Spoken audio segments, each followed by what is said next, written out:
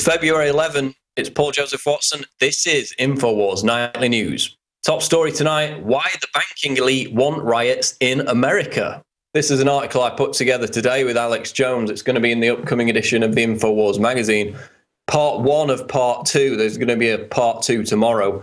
Every indication clearly suggests that authorities in the United States are preparing for widespread civil unrest. This trend has not emerged by accident. It is part of a tried and tested method used by the banking elite to seize control of nations, strip them of their assets, and absorb them into the New World Order. And in this article, we look back on the astounding revelations of Greg Palast, the BBC reporter, who, of course, 13 years ago now got the leaked World Bank documents, which clearly outlined that fostering riots was one of the steps of the 4-step process in bankrupting and looting nations. They've done it to Greece, they've done it to Argentina, now they're doing it to numerous countries in Europe, and America is the ultimate goal. And the objective of these IMF riots is to cripple countries financially, scare off investors, and force them to become dependent on IMF loans and banker bailouts. So we've already seen Italy, France, and England, to name 3, which were, of course, all hit by riots over the past year that precipitated the takeover of these economies by Goldman Sachs technocrats. So in this article, we take a look at the signs which point to the inescapable fact that similar civil unrest is also planned for America. Of course, we've got the NDAA, the plan to arrest dissidents, social media spying, looking for signs of civil unrest. That's what the DHS got caught involved in recently. The war on whistleblowers, the record DHS bullet buys, of course, the data center being built in Utah to read all your emails, again, looking for signs of civil unrest, looking for that tipping point. And of course, drones targeting American citizens. So we document in this article how these are all preparatory tools that are being readied by the establishment so they can preempt, steer, and wargame the inevitable social disorder that will, according to their own models, be caused by an economic collapse or a sustained economic decline, which is what the United States is currently undergoing. And this article all maps it out. It's been done to innumerable countries over the past 30 years. And the question is, who's next on the chopping block? So I mentioned drones. Here's an article by Kurt Nimmo. Congress prepares to kill Sixth Amendment with secret drone caught. In response to Obama's imperial killing machines, his fleet of roaming drones, a gaggle of senators led by gun grabber Dianne Feinstein is poised to kill off Sir William Blackstone's palladium of English liberty, the Sixth Amendment. Feinstein has proposed legislation to ensure drone strikes are carried out in a manner consistent with our values, and the proposal to create an analog of the Foreign Intelligence Surveillance Court to review the conduct of such strikes. In other words, a secret tribunal that will hand down kill orders for Americans the government believes are, quote, suspected militants. So this is basically the 21st century incarnation of the infamous Star Chamber, the 17th century court used by corrupt monarchs in England to abuse their power and eliminate their political adversaries. The very same Star Chamber, as it happens, that served as a warning for the Founding Fathers when they crafted the 5th and 6th Amendments to the US Constitution. And now Feinstein and the rest of them want to resurrect this corrupt Star Chamber. It's about codifying, legitimizing drone executions of American citizens in the name of providing oversight. Another related drone story out of Infowars, Twitter explodes with fears of armed drone strikes targeting Chris Dorner. A newspaper report which erroneously claimed that fugitive Chris Dorner would be the first American to be targeted with surveillance drones on US soil led to a social media freakout, with Twitter users expressing fears that armed drones had been authorized to assassinate Dorner. So basically, the UK Express reported that Dorner, who of course, as we know, is still on the run for killing 3 people, vowed to wage asymmetrical warfare against the LAPD cops, was the first American to be targeted by spy drones on US soil. That, of course, was inaccurate. because the farming family out of North Dakota, the Brossards, back in 2011, they were targeted with a Predator surveillance drone for the egregious crime of allowing 6 cows to wander onto their land.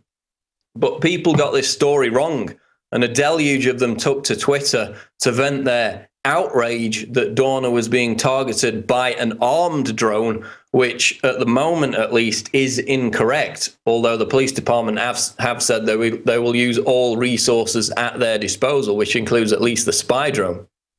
What we didn't see was similar levels of outrage when Obama ordered the assassination of 16-year-old American citizen Abdul Rahman al-Awlaki, who was killed, of course, by a drone in Yemen. Nobody was freaking out about that, but now they're freaking out about a false report. The question is, could Dorner be targeted by an armed drone?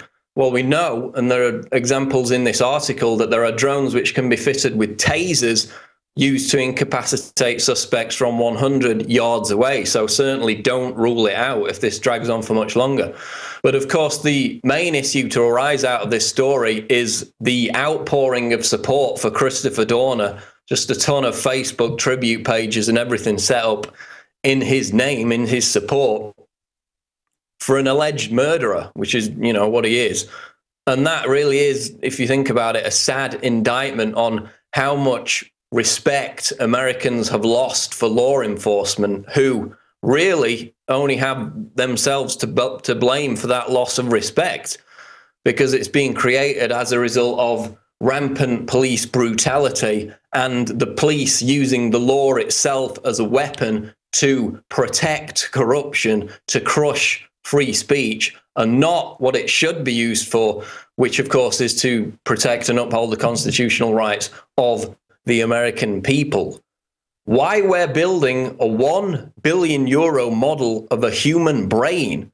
This is a report out The New Scientist about the Human Brain Project, a scientific endeavor to recreate the human brain in a supercomputer.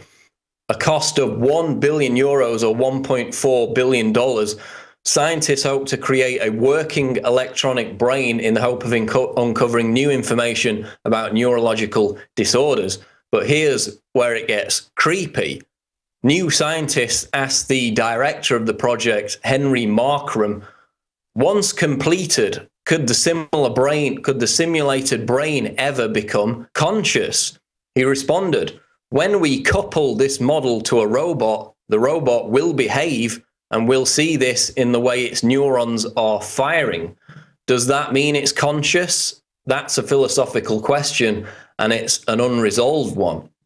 He also said, quote, as the model becomes more accurate and behaves more like a brain, we could couple it to a robot and see the robot learning. So, of course, the fear expressed by some as the elite moves towards this cyborg singularity is that robots will eventually be able to develop their own learning process and outsmart their creators. We've previously discussed the predictions of futurist Ray Kurzweil, in addition to Sun Microsystems founder Bill Joy, both of whom assert that before the middle of the century, humans will have been basically supplanted by robots in virtually all areas of unskilled labor, and that by the end of the century, humanity will be ruled by the robots, by the Skynet system, who, for their own convenience, may decide to exterminate us all. So while the €1 billion human brain project is by no means the realization of that future fear, it certainly will be seen by some as a step in that direction. Record close asteroid may miss the Earth, but it could take out your phone, reports The Telegraph. Scientists have dismissed fears an asteroid due to whiz past the Earth on Friday will destroy London, but it could take out vital telecommunications satellites. This asteroid, half the size of a football field, it's going to whiz by on Friday, but it's going to come within the orbit of satellites around the Earth. Of course, NASA has assured us that it won't hit the Earth. But isn't it amazing that we've had years of hysteria about the baseless Mayan 2012 prophecy, when all the time we have these near-Earth objects threatening the planet, basically, and a lot of them aren't even being tracked. This one was discovered by amateur astronomers, and it's going to be the closest narrow miss that scientists have ever recorded. Experts have calculated that it will stay at least 17,200 miles away, easily far enough to be safe, but a very close shave in astronomical terms. So that's going to happen on Friday. There's another article out of the Washington Times where CNN is blaming the asteroid on global warming. That's right. Apparently, human activity on Earth now influences the path of asteroids. Make of that what you will. Completely ludicrous.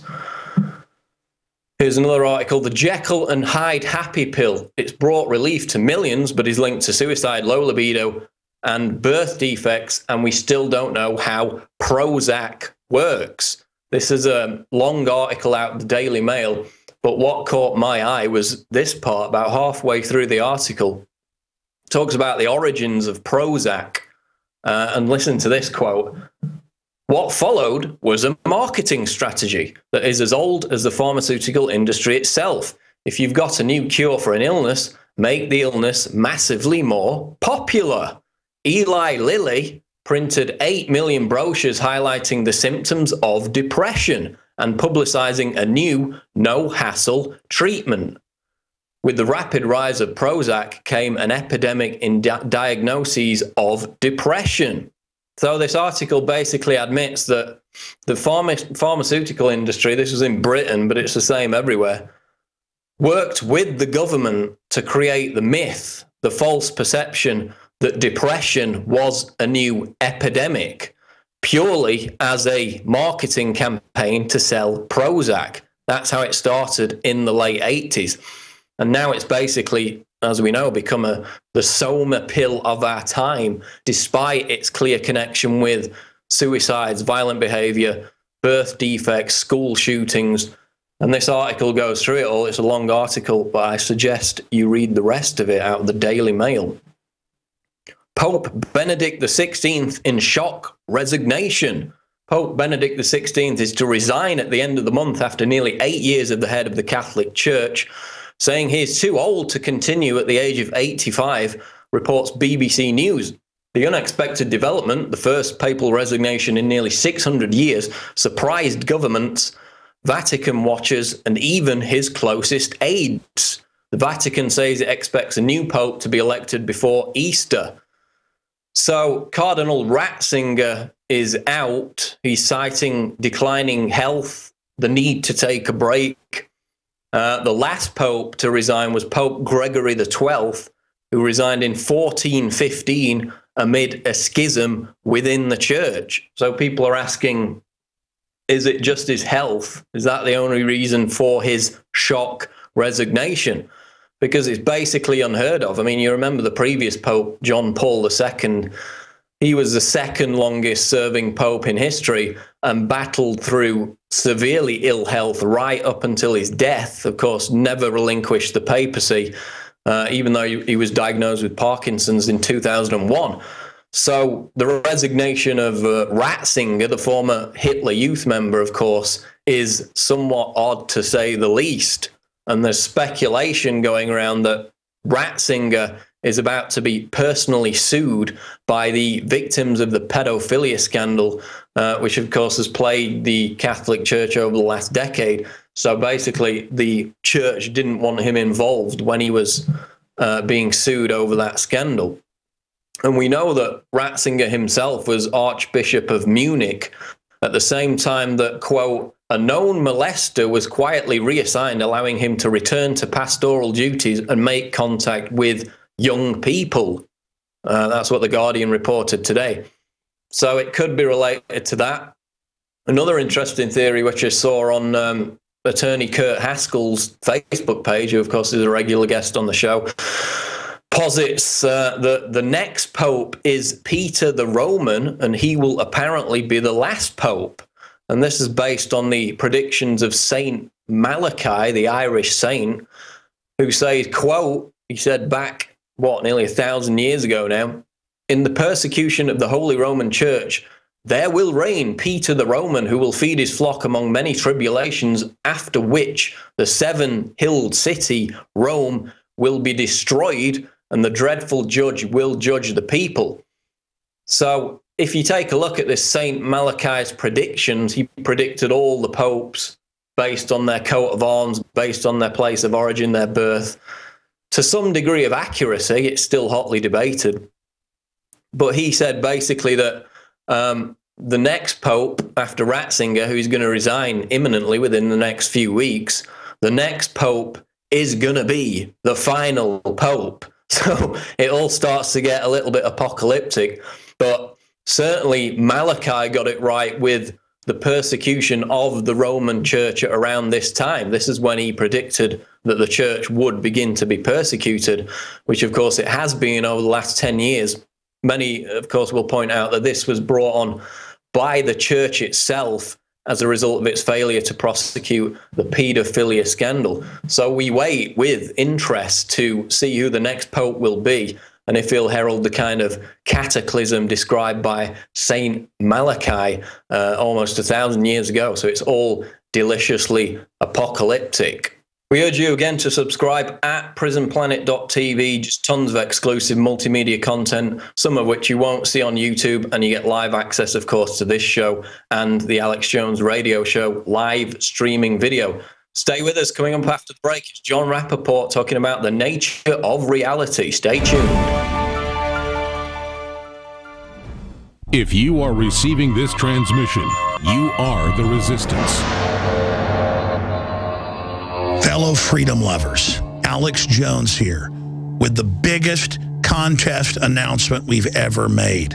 This is so incredibly exciting. We are launching Operation Paul Revere. What did Paul Revere do?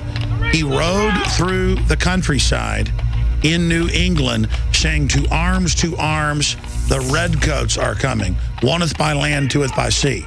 And all that evil men and tyrants need to flourish is that good men and women do nothing. Let me officially announce Operation Paul Revere, a $100,000 cash first place winner to be judged by yours truly, Alex Jones. The film can be 3 minutes. It can be up to 2 hours. It can be fiction, nonfiction, documentary, drama. It's got to promote liberty and freedom and expose tyranny and oppression. And it's not just people in the U.S. that can enter. It's folks worldwide. The rules, the details are at Infowars.com/contest. You have to read the rules and officially sign up for this because it's a $100,000 prize first place, $10,000 second place, $5,000 third place. But just as I did last year with the reporter contest, we are going to crowdsource from the pool of incredible talent out there and hire several official crews to be directors and writers and camera people in Infowars.com produced major films and documentaries that will be put in movie theaters and on cable. And I've got all the connections to get it done. Together, we're going to really give the New World Order hell. This is extremely exciting. I've made over 20 films. One of them alone has reached more than 40 million people on YouTube and Google Video. The Obama Deception, Endgame, Fall of the Republic, Road to Tyranny. Films are the most effective thing I do, but they're very time-consuming. And so I want to turn the power of we the people loose here. And your art, your research, your ideas are unstoppable. We're officially kicking the contest off this Friday. And you've got a little more than 3 months until April 30th. Just a little more than 3 months to produce your documentary or your film and get it out. And it will absolutely reach tens of millions of people. Our normal contests get about 500 entries. That's what $10,000 prizes. This is 10 times that. 100,000 for first place. That's one of the biggest contests out there. In fact, it's the biggest next to Doritos that has $100,000. This is huge, ladies and gentlemen. $115,000 in cash prizes and a shot to have your film produced and financed by Infowars.com. Edit it, upload it to YouTube and one other alternate public video site, and send your entry to Paul Revere at Infowars.com. The animating contest of liberty that Thomas Jefferson talked about is happening right now. The modern battlefield is in the mind more than ever. We use truth. The globalists use lies and deception. The corruption and oppression and high-tech police state is in our face. But But the controllers are scared. They intended to use the internet to dominate and control humanity and surveil us, but we've turned their system against them. This is a historic crossroads that we have reached, and I ask you to ride in the year 2013, just as one of the founders of this republic did back in 1775. I'm calling you to arms in the info war because the pen and the video camera is mightier than the sword. Let's go in there and rescue humanity and awaken them and set brush fires in the minds of men and women everywhere. Be part of this contest. You've got 3 months. Put your hat in the ring. Be part of the solution to the corruption and oppression. Be part of the resistance to tyranny. We're looking for the Paul Reveres that will drive a stake through the New World Order's wicked heart.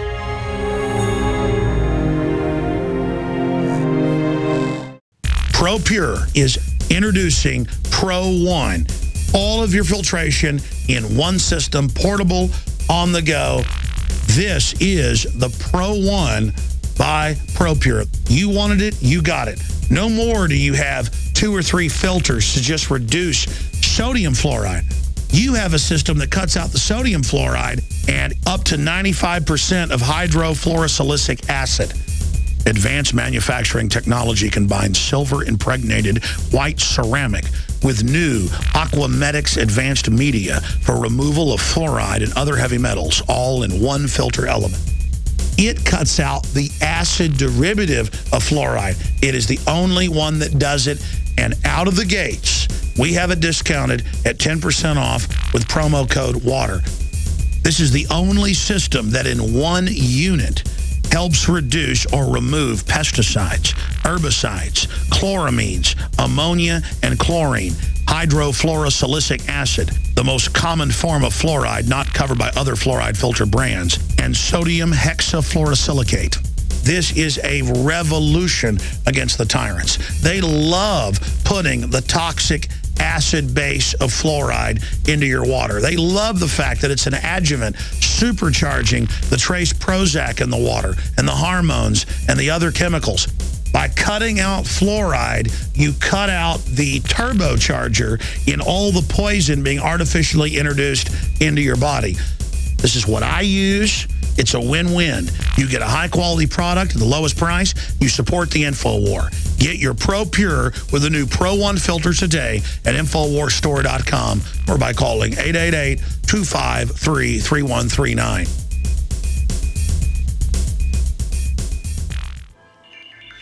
Alex Jones here with a message that could revolutionize health in this country. Going back about 1.5 years ago, I began to learn about the incredible health effects of longevity products. Aaron Dykes lost 92 pounds. We're going to show you some before and afters. Aaron, break down what happened, your story. I've worked really hard with diet and exercise to try to lose weight, but I just didn't get the results. It just didn't happen. Then I saw what you were doing with InfoWarsTeam.com.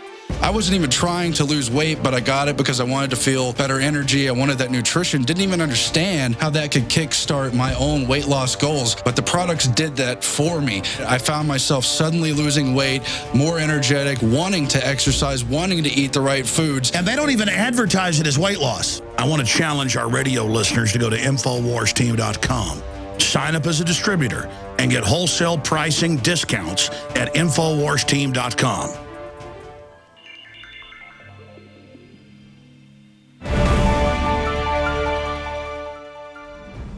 We're back on Infowars Nightly News, and I'm delighted to welcome author and investigative reporter Jon Rappoport, and the website is nomorefakenews.com. Jon published an article a couple of days ago now entitled, "Are We All Living Inside a Virtual Simulation?" And he joins us to talk about it. Jon, welcome to the show. Great to be here, Paul. Thanks. And just to explain to viewers the recent findings of this Bonn University study and why it suggests that the universe appears to be behaving like a computer simulation. Okay. The study basically says that the energies of cosmic waves are suddenly reshaped and refitted to go into a matrix, you could call it, or a lattice, a background basic structure of reality. And this is a kind of a pixel-like structure, like a television's picture.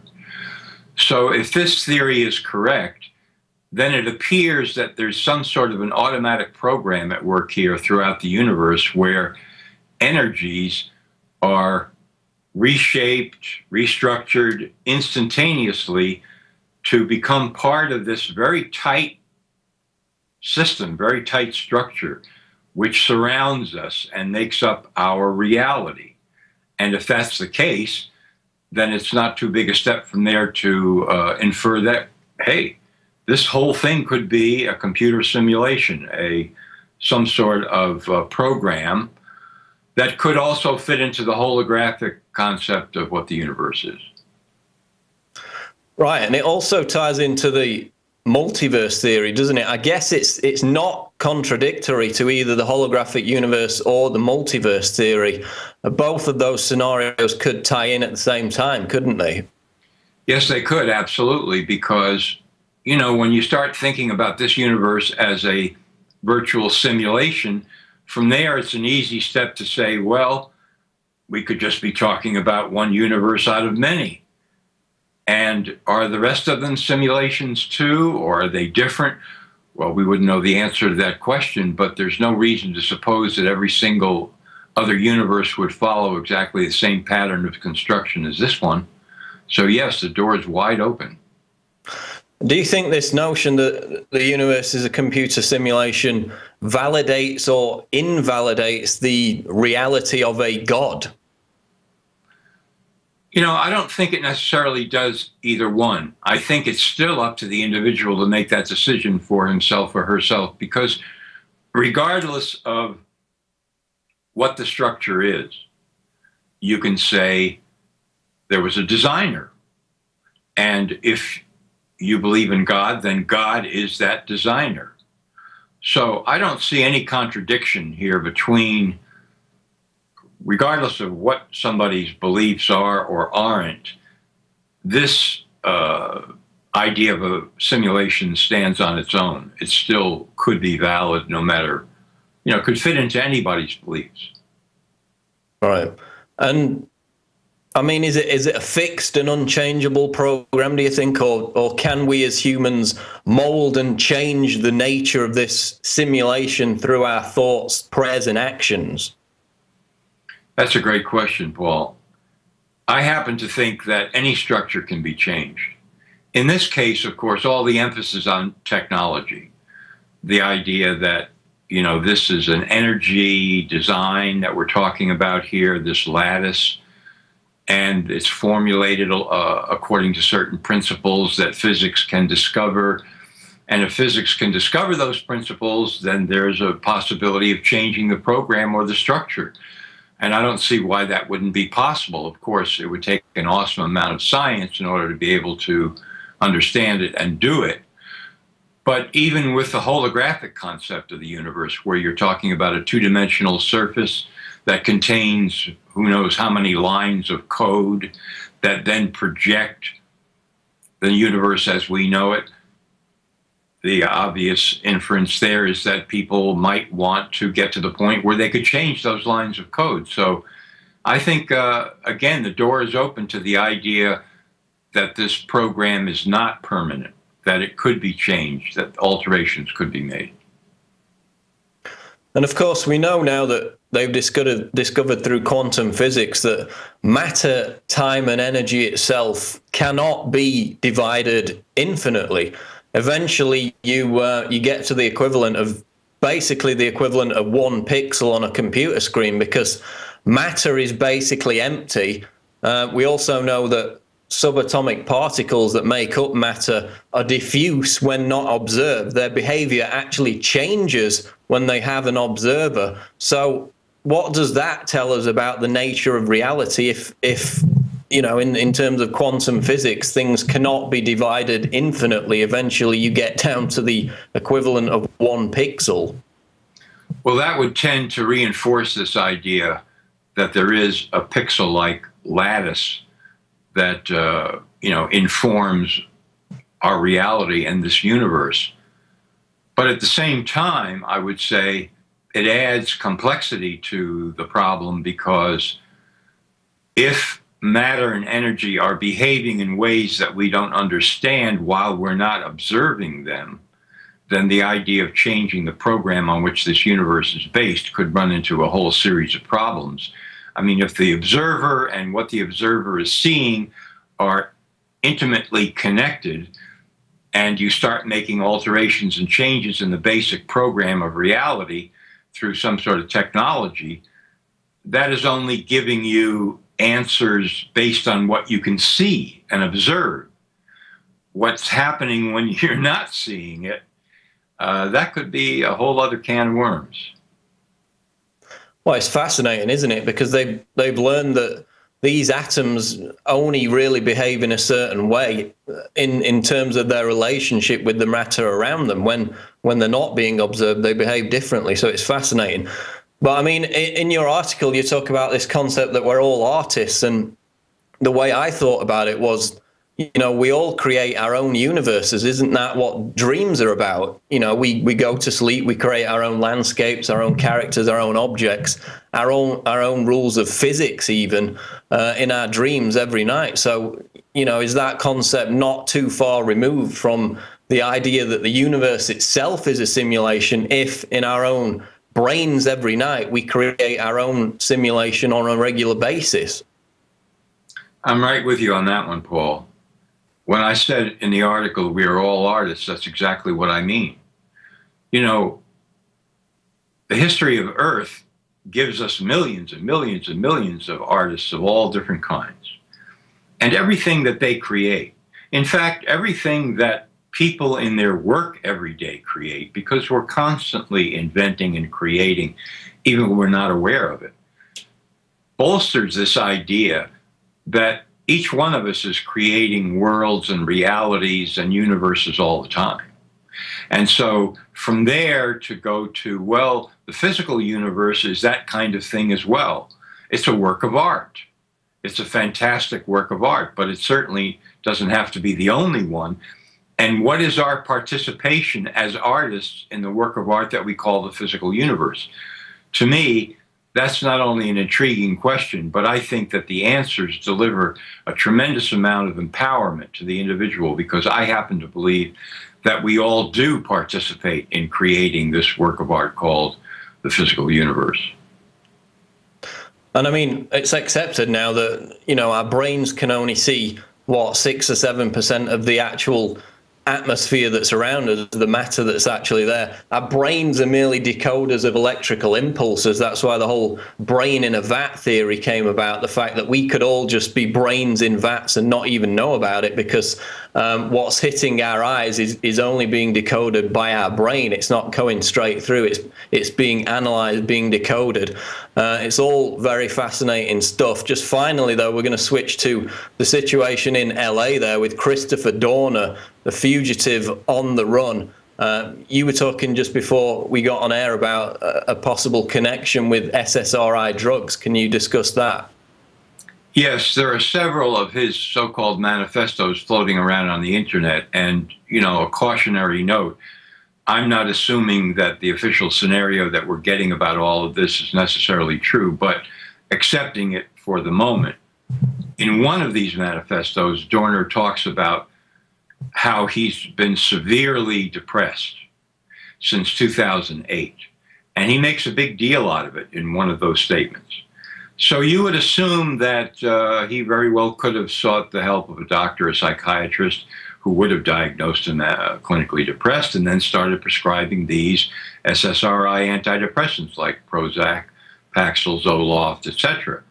Well, we know from many, many stories that are true, and also studies, that these drugs induce violent behavior, suicide, homicide. They've been indicted in a number of school shootings and mass shootings, and including some evidence from Aurora and also Sandy Hook, but many other incidents as well. So if this is the case, we could be looking very well here at another psychiatrically induced killer. Someone whose report about the police in Los Angeles is a separate question. I mean, whether everything he's saying there is true is a matter for an independent investigation. But as far as taking it to the point where he's killing people, if that is exactly the case, then we could very well be looking at someone who's been driven completely over the edge by these drugs, because they're everywhere in society and they do, in fact, induce horrendous violence. Okay, we'll continue to follow the story. That's all we got time for now. The website is nomorefakenews.com. Jon Rappoport, thanks for joining us on Infowars Nightly News. Thanks so much, Paul. Enjoyed it very much. That's going to do it for this edition of Infowars Nightly News. We'll be back 7 p.m. Central tomorrow night. Thanks for joining us.